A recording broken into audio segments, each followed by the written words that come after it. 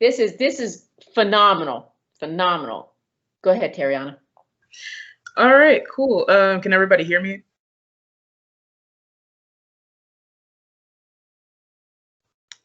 Hello? Yes. Okay. Yeah, we hear you. All Oh, right, thank you. I'm sorry. Yes, yes, yes. I muted myself and then I'm screaming. Yes, yes. Go ahead. Okay, cool. Hey everybody. This is a presentation I made on insulin resistance and how sugar has become an epidemic. So I do sort of want to make it interactive if y'all have any questions or anything. So I just have one question for right now. What do you all know about eating a low fat diet? And one or two people can answer.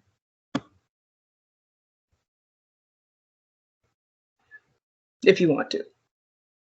You said low fat? Mm-hmm. I trust somebody's gonna answer that question. Can you repeat the question? What do you know about a low fat diet?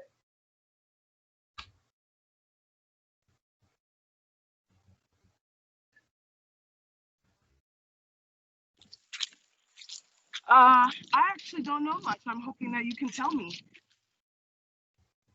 All right. Anybody else? It's a pretty bland diet. You're right. All right, cool. Let me carry on. All right, so outline is sugar, insulin, metabolism, history, and what now? I'm pretty much gonna go over basically the major issues that America has had over their diet and what the FDA suggests and things like that. So sugar, as we know, is sucrose, which is made of glucose and fructose. Glucose is used in every part of the body, all of the cells, to produce ATP, as we know. But fructose is actually only processed in the liver. And so high amounts of fructose can cause basically distress in the liver. And so basically consuming a lot of sucrose, breaking down the glucose is fine, but that fructose is only being processed in the liver. And sometimes it basically overpowers the liver. And the liver works extremely hard to try to process all the fructose, but sometimes it has issues, so it has to go into storage mode, which I'll talk about in a little bit. So what's insulin? Insulin provides cells with energy. It's secreted by the pancreas.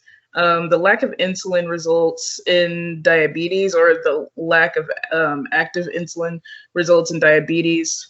It is also the cause of glycogenesis, which is creating and storing glucose when high amounts are available, and also the cause of lipogenesis, which is a metabolic pathway where acetyl-CoA is converted to triglycerides for storage. So glycogenesis and lipogenesis are both storage mechanisms. And it also triggers protein synthesis. It stimulates protein synthesis. So this is glycogenesis. This is basically where glucose getting converted into glycose-6-phosphate through the catalyst of hexokinase, converting ATP to ADP, and then going into glucose-1-phosphate through phosphoglucomutase, and then this going into the glycogen synthesis process, where UDP glucose is converted to UDP and is in the storage formation of glycogen. And this is lipogenesis. Lipogenesis is basically when glucose and fatty acids are basically combined together, creating the glycerol backbone and combining the fatty acids into triglycerides, mono, di, and triglycerides. And then this internally in the adipose cell is going to turn into triglycerides and basically going into storage. And so metabolism. Metabolism is converting fats into fuel for your body. This is basically when you're taking the macronutrients of the body, such as protein, carbohydrates, and fats, and converting it into fuel for your body. And the easiest of these to convert to fuel are the carbohydrates. So it depends on your muscle and fat percentage. A lot of people have a misconception that men have a higher metabolism, but it's actually the fact that they have a higher muscle content than fat content that produces the metabolism basically faster, because muscles utilize energy more than fat cells. So basically, if you grow your muscle, then you'll be energy. Whether you're a female or a male. And so it can be increased through physical activity.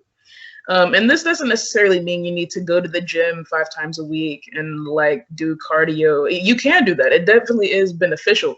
But even adding things in your daily activity, such as instead of going up the stairs once, go up the stairs twice. Or if you're cooking something in the kitchen, going to the cabinet or walking across the kitchen about 5 to 10 times while your food is cooking or something like that. Just adding small activities in your life can increase your muscle activity. And it also depends on how and when you eat. So basically how you eat. Are you combining your carbohydrates and your fats when you're consuming them? Are you eating high refined carbs or added sugar? And also when you eat. So are you eating 6 or 7 times a day? Or are you eating twice a day? When you eat constantly, you have these things called insulin spikes, which that's basically your body wanting to go into storage mode all the time. But if you eat twice a day, the insulin basically gets low and your body starts utilizing your energy rather than storing it. So this is the cell's metabolism. Glucose turning into pyruvate, going through the Krebs cycle. And yes, the Krebs cycle going into the electron transport chain and the oxidative phosphorylation. And as we know, glycolysis occurs in the cytosol. Krebs cycle happens in the mitochondria. So insulin resistance, what is this?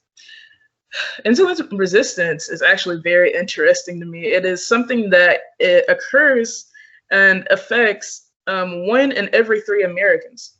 So it's when your cells do not respond well to insulin. It is the cause of high blood sugar levels, which we know is related to a lot of other issues. And just to be specific, insulin is when insulin resistance is when insulin tries to insert the glucose in your cells to utilize for energy, but your cells are so filled with fat that it's unable to utilize that glucose for energy, causing your insulin to be ineffective. And so furthermore, it can cause obesity, high blood pressure, and type 2 diabetes. Insulin resistance is actually related to 70% of all chronic diseases. And another name for it is called metabolic syndrome, also known as fatty liver syndrome, because most of the time it occurs in the liver, causing your adipocytes in your liver to swell and become ineffective in utilizing energy. And so it can also lower your HDL levels, and this is called atherogenic dyslipidemia, and that is the risk of heart disease. This particular syndrome happens when, or like the cause of the syndrome is your arteries being clogged by those LDLs, which are low density lipoproteins, and HDLs are high density lipoproteins, which are basically the good cholesterol. And the bad cholesterol is the low density lipoproteins. So basically the good cholesterols, when you have a decrease in good cholesterol, that causes more clogging in your arteries, that causes heart disease. It's very common in people with disease. And also resistance can be darkening within your armpit area or around your neck area, and also having things such as bumps on your hair follicles on your arms or on your thighs. And when doing this research, I actually realized that when I was growing up, I had insulin resistance, which was pretty surprising to me, because I definitely had a majority of those symptoms. And so this is the cycle that we're in America. Ariana, I have a question for you. I have a question Yes. for you. So individuals that have insulin resistance, do they have normal levels of the insulin receptor? Yeah, I was actually doing I was doing a study on that, and I do believe they have regulatory insulin receptors. But due to the high amounts of like processing of fructose and fat storage, it causes the receptors to not react correctly. Does that make sense? I'm sorry. Absolutely. Yes. Yes. Okay. Whenever you hear about insulin resistance, I would always think that it was because they had a receptor that was mutated.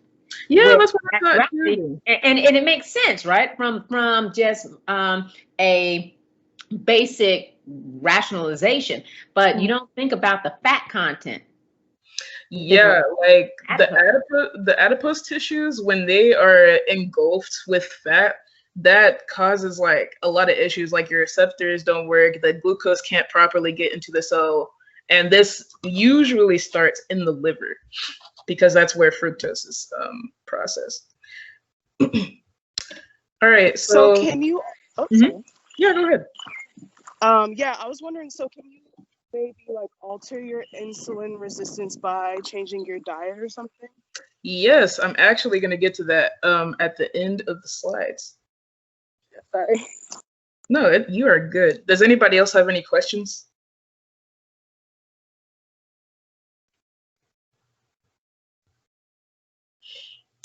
All right. So insulin resistance, this is the reason why I believe it's an epidemic that we have. And it's actually not just prevalent in Americans, but it's very prevalent pretty much all over the world, but specifically China, because they actually struggle with insulin resistance more than Americans, but Americans are affected more by the obesity side of insulin resistance. So yeah, eating bad carbs, which is the refined carbs, white bread, things like that, those make insulin. Those spike your insulin to the highest level. Oh yeah, also added sugar. Those spike your insulin extremely high. It also, after after the insulin spike of the bad carbs, your glucose drops super low, and that causes you to get hungry. But anyway, it makes insulin, and then cells resist the insulin. And since the cells resist the insulin, the sugar goes into fat storage, just like earlier with the glycogenesis turning into lipogenesis. And then that makes you feel tired and hungry. Like I said, it decreases the insulin. I mean, it decreases your glucose so low that you start to feel hungry again, and that makes you want to eat more. And then the cycle repeats itself. Any questions?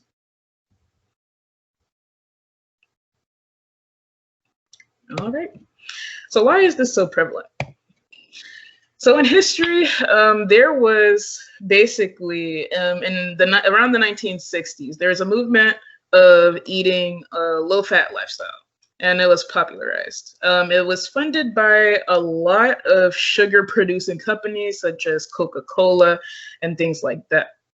And so there hasn't been many major studies to show significant weight loss in reducing fat in the diet. Now, trans fat has definitely been proven to have a negative effect, but along the lines of saturated and unsaturated fat, there hasn't really been significant evidence showing weight loss and improved health in doing so. And so manufacturers, and when they take out the fat in their products, they add sugar or salt for replacement of it. And so that makes you go into the insulin resistant cycle. So yeah, back like to this previous slide, it makes you eat the bad carbs, go, make insulin, and continue in this negative cycle.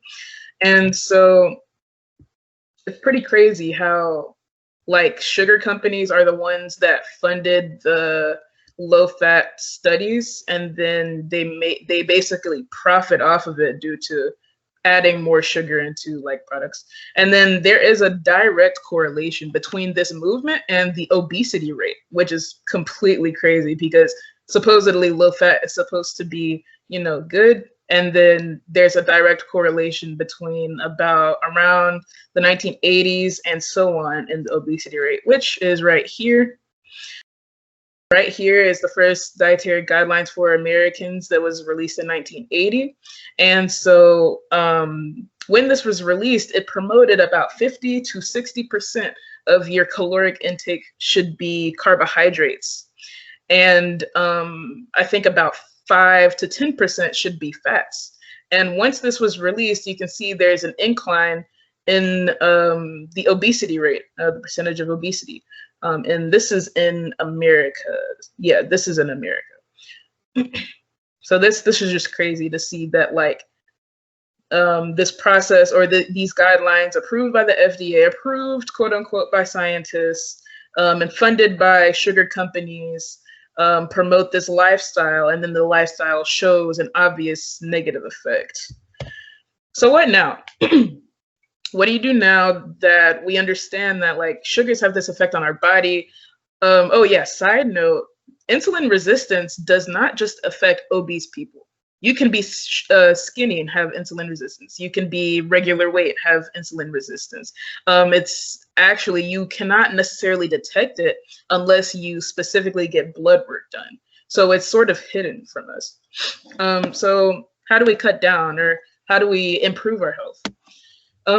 I'd say, just from general research, limiting or cutting out refined carbs and added sugars, and sugars sort of in general, just decreasing that intake that we have. Incorporating small movements and common activities, just as I said earlier, probably like parking far away from the grocery store door and getting those extra steps in and things like that. They significantly increase your muscle activity and help improve your cell metabolism. Also, do research on quality evidence because if it's just a little article that is somebody's opinion, or it's like Google posts that's like, oh, best diet to go on, stuff like that, you can get really confused on everything they put out there. So do quality peer-reviewed evidence-based research to see what works for you.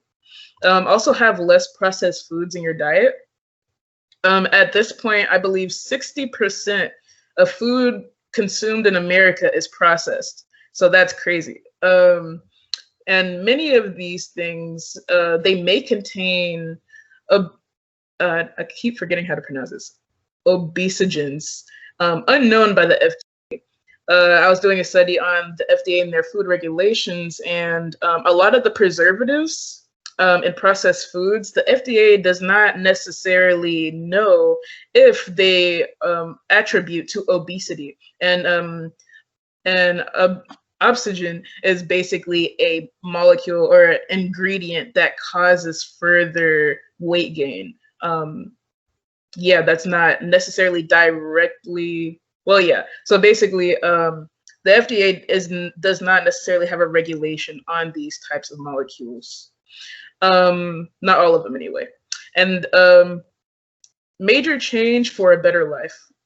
So this is basically based on glucose dependency. A lot of times we're running off of glucose. Majority of us are running off of glucose, as in intaking a lot of sugar, carbs, and things like that. And it would be a very major change to go through basically converting from a glucose-dependent diet to other sources of dependency. Just from my personal experience this year, I actually went on the keto diet. I didn't know much about it. I've been doing research pretty much ever since January the 1st. And it's actually been pretty significant in my life. And a lot of research has shown that when the brain is functioning off of ketones, it uses less oxygen and also increases the amount of brain mitochondrial. Basically, it improves the brain mitochondrial function, which improves like brain health. It decreases cholesterol, LDL, which is bad cholesterol levels, improves weight loss and things like that. Just overall healthier in general. But that's just one example of how to improve diet. And then adding periods of fasting in your schedule, if medically allowed. So I added the if medically allowed because some people have to, take food with their medicine and things of that nature. So sometimes they may not be able to add fasting periods.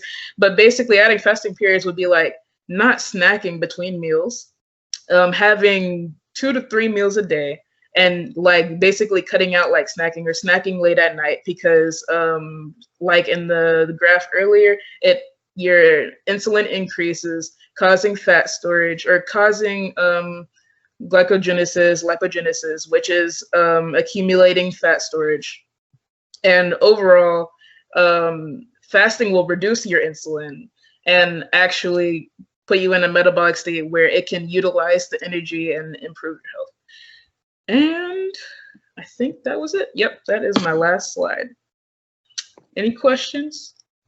That presentation is absolutely phenomenal because thank you so much, because number one, it links everything that we're doing, but it also causes people to be more conscientious about what they're eating and what the content is specifically of the food. Because when, for instance, I speak often about diabetics, and diabetics need to reduce their carbs, the potatoes, the pasta, the rice, all of those, because they're sugar based, right? They're polymers, and people don't associate starch in the general population. They don't associate starch as a glucose polymer. Mm-hmm. So they eat, and potatoes, people eat potatoes all the time. And I heard you say it's really the time at which you eat those. So if you do, you need to eat it early and start moving, but not eat late at night and go to sleep. Mm-hmm. So from your research, and I'm going to read your paper, I promise you, from your research, where do you see those diets going? The negative ones or the better ones? The better ones.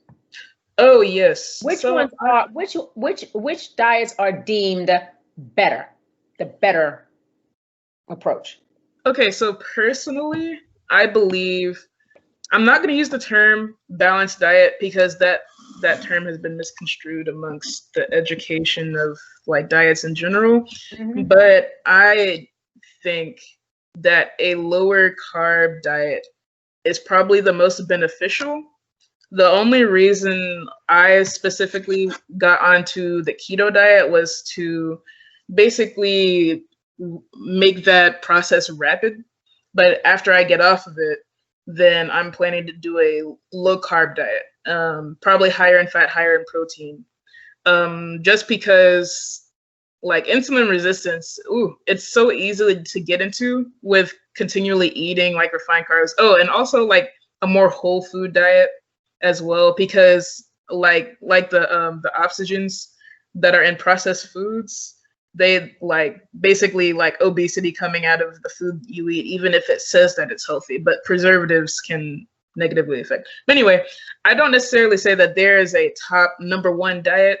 And I also don't say that like all carbs are bad. If you eat, let's say, a potato or something like that, and like have some healthy fat with it or something like that, like instead of like frying French fries in like canola oil, but baking like potato slices with olive oil, like alternatives like that's better.